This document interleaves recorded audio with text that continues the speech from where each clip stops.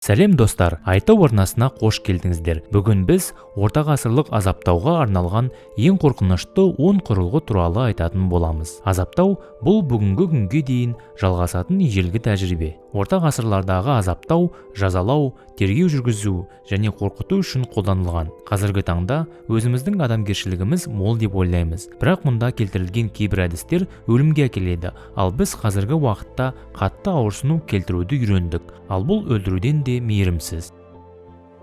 Нөмір 10. Бас езгіші. Басы жоғарғы қақпақтың астына және иегі төменгі жолақтың үстіне қойылғаннан кейін, бұл қорқынышты құрылғының жоғарғы бұрандасы бас сүйегін мықтап қысып, баяу бұралады. Алдымен адамның тістері сынады, олар сынып жаққа кіреді. Содан кейін көздері көз орбитасынан сығылады. Кейбір кездерде оларды ұстап алуға арналған арнайы ыдыс болады. Соңында бас сүйегі сынып, бастың ішіндегісі сыртқа сығылады. Ерте кезеңдерде азаптаушы құрбанның басын мықтап ұстап, анда-санда бас сүйегіне соққы береді.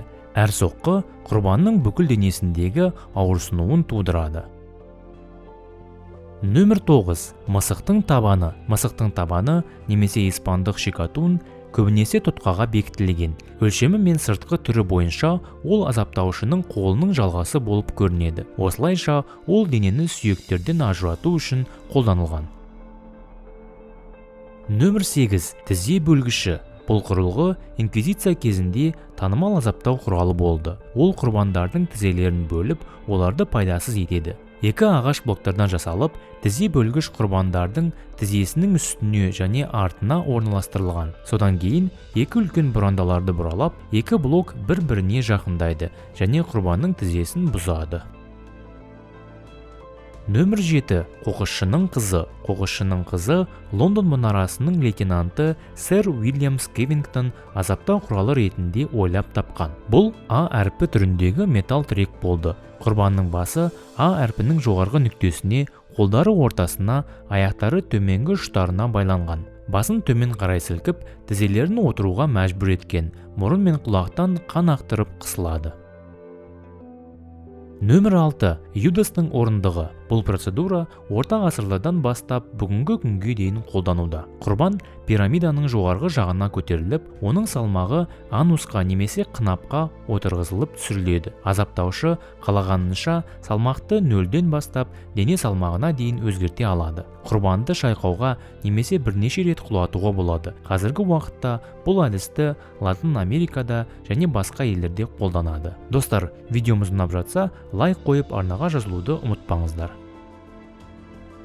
Нөмір 5. Испан есегі. Испан есегі екі көлденең бөренеге бекітілген, жоғарғы жағында өткір ұшы бар тақтадан тұратын құрылғы. Жалаңаш құрбанды осы тақтаға міндіріп, оның аяқтарына әртүрлі салмақ ілетін. Азапты жеңіл немесе ауыр салмақтармен өзгертуге болады. Деректерге сүйенсек, кейбір кездерде құрбанның аяғына үлкен салмақ ілгенде, оның денесі толығымен кесіліп қалады.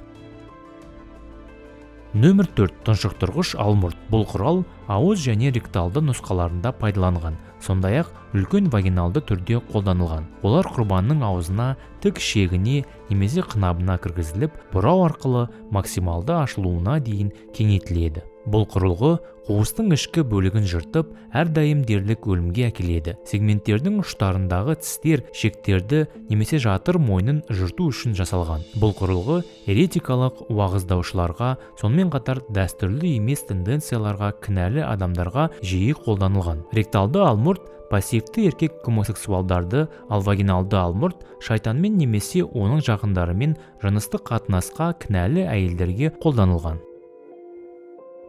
Нөмір 3. Қорғасын шашыратқыш. Қорғасын шашыратқыштың соңында шелек болған. Сфераның жоғарғы жартысын алып тастауға болады, ал төменгі бөлігін балқытылған металмен, қайнаған маймен немесе қайнаған сумен толтыруға болады. Содан кейін тесіктелген жоғарғы бөлігі қайтадан бекітіліп, оны құрбанның үстіне төгеді.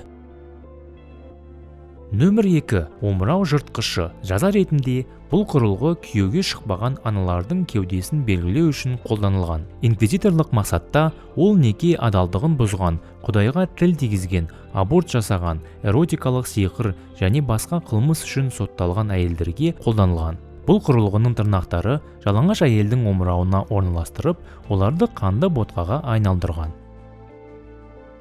Нөмір 1. Қолтырауын қайшысы. Қолтырауын қайшысы орта ғасырлық Еуропада қолданылатын азаптау құралы болған. Әдетте ол патшаны өлтіруге тырысқан адамдарға қолданылған. Оның ішкі жағы кескіш тістерге толы. Қолтырауын қайшысы қатты қыздырылған соң, ерлердің эрекцияланған жыныс мүшесіне орналастырып, одан кейін тұтқынның денесінен кері тартылған. Ақыры тұтқын қан кетуден өлген. Осымен болды. Достар, видеоға лайк қойып жазылуды ұмытпаңыздар. Келесі видеода кездескенше.